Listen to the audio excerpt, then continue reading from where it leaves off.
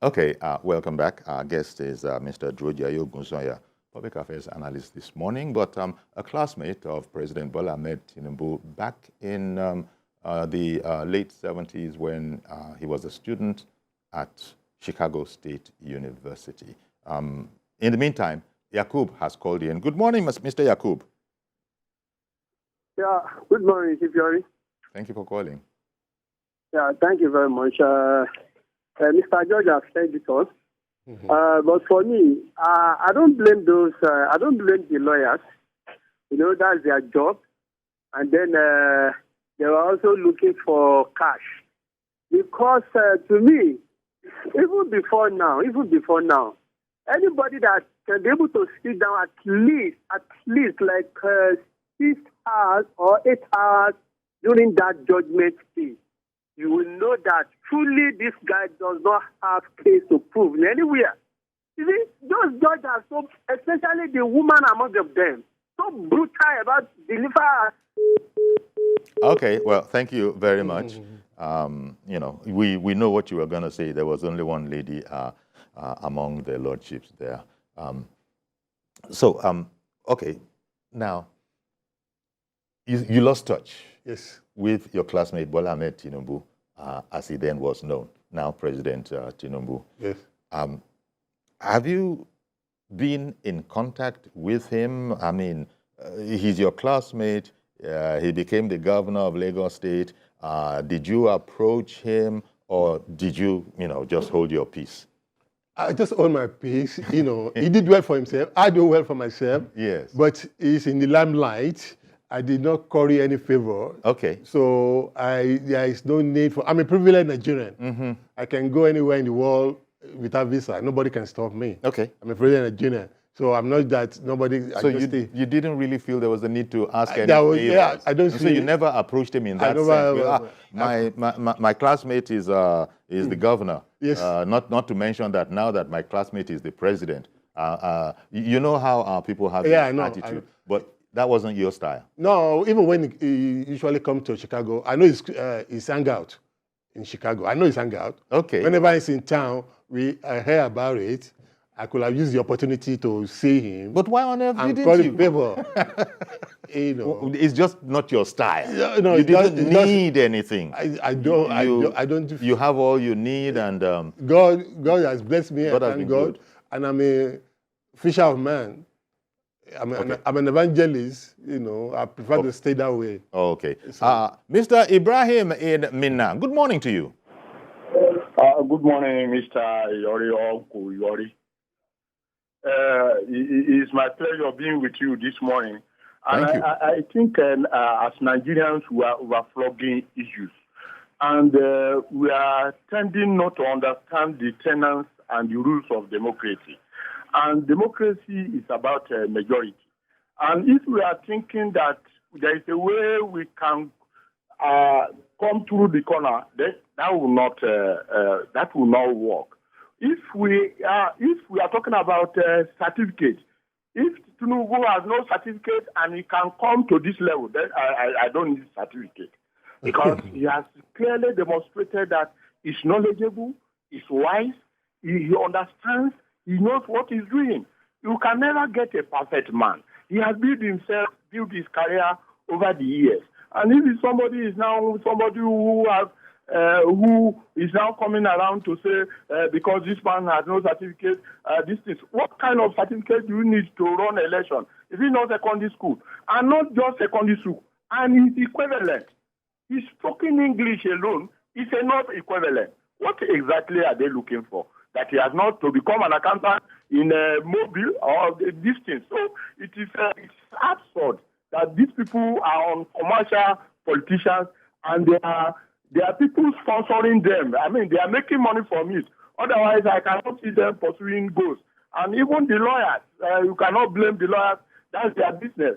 They have to equally make their money, because I can't see you go to court without holding evidence that is substantial, without coming out to say this is where election was rigged. And I was particularly happy that this election, the tribunal came out in a manner that if you are in doubt, you saw you had, if you did not see, but you had the tribunal. They did things in detail in such a manner that everybody should just go and sit down. Now, Nigeria has a lot of challenges. I think we should collectively face that challenge to see how Nigeria can become a better country. Whether we like it or not, it is still one person that is going to be the president of this country. It cannot be two. Let them be a sportsman and accept defeat. And this defeat, this man worked for this. He worked for this election. And even from the beginning, I told myself that there are two people contesting for this election, Tinubu and Atiku. So any other person that comes do it is just by way of emotion and right, that he has right to contest, and he did that. He should allow peace. Everybody should allow peace to reign. We have a lot of challenges. We have a lot of our youth unemployed. We have so many things that are troubling this country. So let us forget about who win, who did not win. They should go and prepare, defining the shortcomings of this government. That's what opposition party is expected to do. Put this government on their toes, see where in the next 4 years, if they don't do well, Nigeria is becoming wise. People are becoming wise. They know what to do. And let us see how best we can improve our electoral law, which we will continue to update, and see how best we can get election. I think in the whole of Africa, except South Africa, I don't know. In the whole of Africa, Nigeria's election keep on improving every day. Please, Nigerian youth, everybody, politicians particularly, should give peace a chance. Let Nigeria focus on development, on peace, on progress. Thank you. Thank you very much. Thank you. Thank you very much for calling in. As one of the justices at the Presidential Election Tribunal was saying, there seemed to be a fixation on the idea that whoever they were, had won this election. No proof, no evidence. That which was presented, their lordships determined, was not just defective, but badly defective. So badly defective that I think one justice, the Justice Monsurat, said when she was speaking that they alleged, but they couldn't back up their allegations with any form of proof whatsoever. No evidence. Did they want us to go to, I mean, it got as bad as that. I mean, she must have been angry. Did they want us to go to the marketplace to go and look for evidence for them? But you were saying that you decided to come out, finally, having sort of been disciplined about it. You didn't approach him when he was governor. You didn't seek to see him.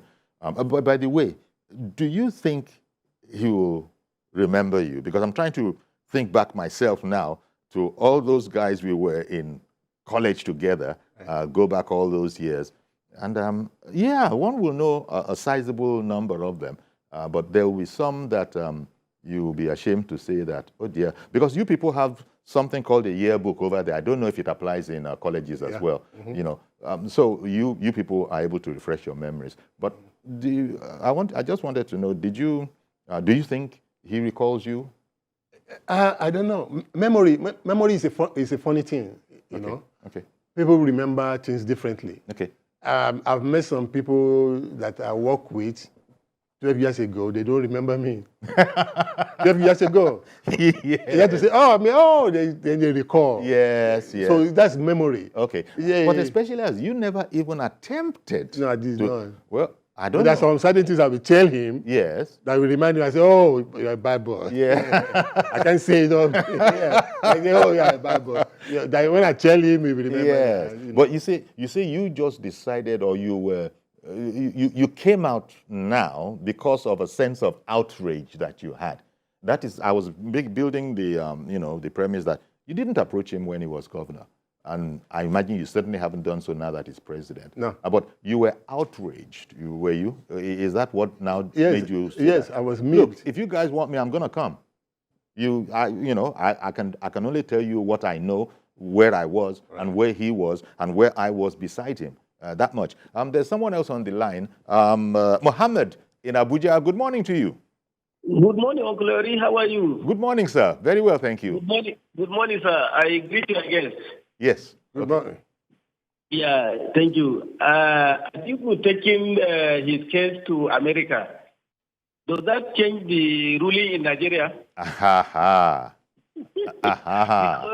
Because this judgment that was given by tribunal, everybody, every individual applauded that judgment. Even the opposition, they say they have never had a judgment like this in their life. This is the best judgment ever so far has given. So going to America to give you judgment to come and be president in Nigeria or what? I don't understand. What does he mean by that? Because according to our constitution, for you to be qualified to be a president, if you can read and write, you can speak good English, you are okay. You don't need any certificate. According to constitution, Nigerian constitution. So I don't know which certificate are they talking about. Because in the constitution now, there is no any provision that says that you must have a degree before you become a president. You must have a degree before you become a vice president. Yes. I think the minimum is a school living certificate. There is a secondary school certificate. And then with your experience too is listed there. And then if you can speak good English, that is what is there in the constitution. So I see no reason of people struggling like the man in Mina. He said that we have many challenges. Let them come together, join hands, and then make Nigeria good. That's all. Let them wait for another time. Indeed. Thank you very much, Mr. Mohammed, calling in from Abuja. And as has been pointed out, and as is well known, even before it was pointed out here, these kind of issues that Alhaji Atiku Abubakar, it's his right so to do if he wants, and he has the funds, the wherewithal, he has lawyers who will, assist him. If he wants to go to America and begin to pursue some other aspects to the case, it's his right so to do. But as Mr. Mohammed just asked there, so let us even grant, without conceding, that premise. How does it even change anything? Because I think it was Mr. George who first pointed it out, what most people know, that these are pre-election matters anyhow.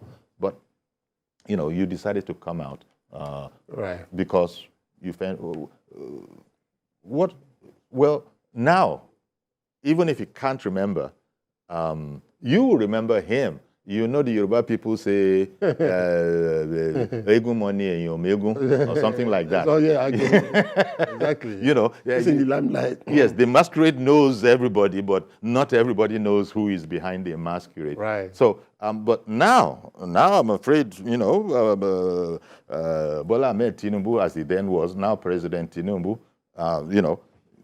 he now knows you, but so you don't have an aversion. It's not as if I don't want to meet with him or anything like that. It's just that you weren't going to make the effort because there was no need.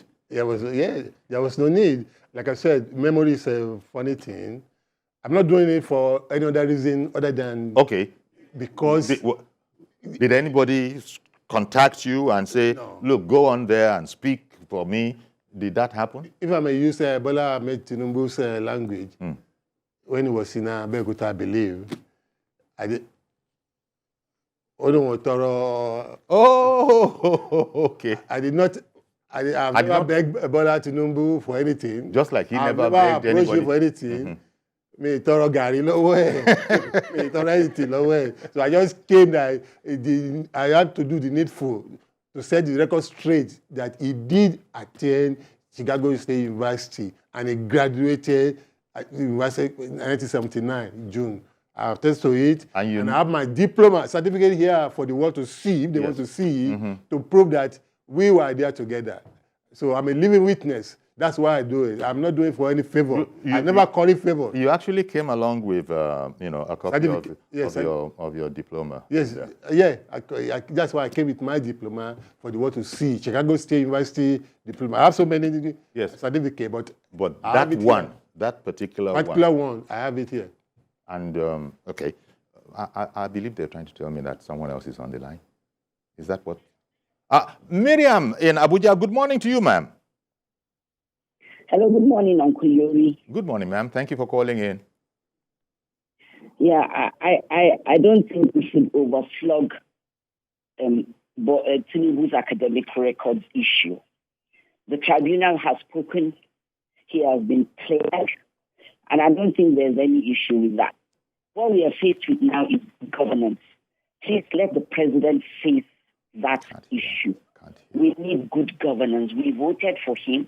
He got the majority vote. We voted for him. Now is the time for him to have good governance. That is all. Please, we should leave this issue of whether he went to Chicago University or he went anywhere. Let us just face the issue on ground now, which is the issue of good governance. Let him bring El-Rufai on board, please. Indeed. Let him bring El-Rufai on board, please. Let us know that he is serious. I can't hear you, but I imagine what you are saying is that these are not important issues. I think she's saying, because we can't hear. I barely can hear. Let me say here and now that it's not over. We still have one more order to cross, and that's the Supreme Court. Because they still have to go to the Supreme Court. Anything could happen. Anything could happen. You never know. That's why I don't know what article has that is making that move to get the certificate. Maybe somebody assure him something, or I don't know. But the election is not over until Supreme Court decides. Since they've taken it to the Supreme Court. Yeah, since they've taken it there until they decide. Anything could happen. So you don't assume that it's not over. So what it does is it distracts the governor or the president from doing the job that we elect him to do. It's a distraction. Well, it couldn't because Indeed. Yeah, that is if he could be distracted. Yeah, but then again, knowing Tinubu, and I mean, he's so sure. Just like you are so sure. That's why you decided to stand up and be counted. Say, look, I'm going over there because I can make these assertions because I was there. Yes. We were in the same lecture room or whatever it is. So to now be hearing people saying that this man wasn't there. But as people have said, I think Madam Miriam there is the second or third to say so. These are hardly important matters to us here in the sense that they're not even matters that can take you anywhere. These things have been determined. They are pre-election matters. They should have, I mean, INEC has been satisfied. INEC has properly, in their book, declared him the winner. Yeah. They are contesting this. It is their right so to do. And as the Democrat that Tinubu is, he's going to watch all of that. He's not going to do anything. He can't even do anything by law anyway to prevent them. But what some people have also expressed a bit of surprise about is that all the way off in America, all the way over in America, that is the one that you are now going to investigate. And what are you going to do with that, by the way? What the jurisdiction between there and here? I understand that Mr. Folorenshaw is on the line. Good morning to you, sir. Good morning, Uncle Yori. Good morning, sir. Good morning. Good morning. How are you? Fine, thanks you. Yeah. Yes, I just want to plead that please try to bring more people. More people. I want you to bring more people like this, your guests, to come on your station like this, to come and tell the whole Nigeria that what they are carrying all along is not. They say there's no evidence. This is one of evidence. What do you even think of it? I mean, that somebody is going over to America to be waging this kind of a campaign about us here in Nigeria and our president here in Nigeria. What does it say to you? So that one is, to me, is relevant because they have their own law, here.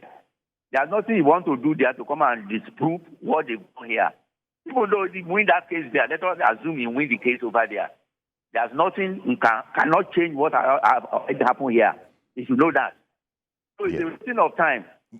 Indeed. Probably they have the money they want to waste anyway. Okay. But what I want to know is that since we have been talking about this thing, we've not had a guest like this to come and say, I'm his mate in Chicago University. And our guest mentioned that he has another people. Try to get in touch with them, please, and bring them. Okay. So that we all this case to rest. Indeed. Finally. Thank you very much. Because, as Mr. Ogunsanya did say, it's not as if he and Bola Ahmed Tinubu, the student, were the only Nigerians there then. So exactly, if it's just that if you tell enough lies, as they say, if you tell enough lies, then if you're not careful, some of it will stick. Yes. And, because it clearly is a lie that he didn't attend Chicago State University. You are sitting there live. This is not AI. You are flesh and blood. Yes, sir. So, but there are those that will pursue a matter up to any kind of extent. And well, in as much as you have the wherewithal, I suppose you can do so. Yeah, let me say this. Sure. And I hope Nigerians will put this to rest, that he didn't attend Chicago State University. That's why I'm here, to tell the whole world that he did attend and he graduated. Because, and the only way you know that is that you were there too. I was there, and I have the evidence here and now to show. But I think what the article team, what they are trying to do is they want to find fraud. They want to find fraud? Fraud. Oh, fraud. Fraud. Yes. Oh, okay. That's what they're looking for. Okay. Yeah. Yes. That's their intention. Well, to find fraud. That indeed, he fraudulently obtained this certificate. That's why they go to that extent. But I'm telling them that it is wrong. It's uncalled for. Okay. You can still withdraw this thing. Okay. Okay. Let's work together. Okay. Good morning, Ada, calling in from Jos. Good morning, Mr. Yori. Good morning, Mr. Durojaiye. It's Ada Uno calling from Jos. Good morning. Your guest has hit the nail on the head. Exactly what he said now about trying to find out fraud or perjury. Maybe that's why I think he's going to America. Because when I tuned on my television and was watching Yuri, and I saw this topic about Tinubu's certificate, I switched it off. Then I said, okay, let me put it on again because I was getting sick and tired of this. It's over fraud, then I said maybe it's federal, whatever. But no matter what it is, that money he's got as an educationist, that money has gone there, to spend. Why can't he channel it and get our children back to school? I'm telling you, we're going to have a very national disaster. With all this increase in charges, starting from Unity School, which is under the purview of the federal government. Most parents cannot send their children. Okay.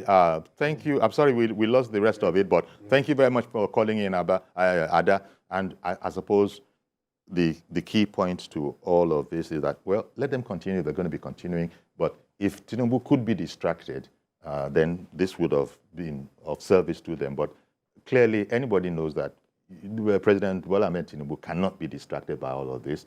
Let them continue, as is their right to do.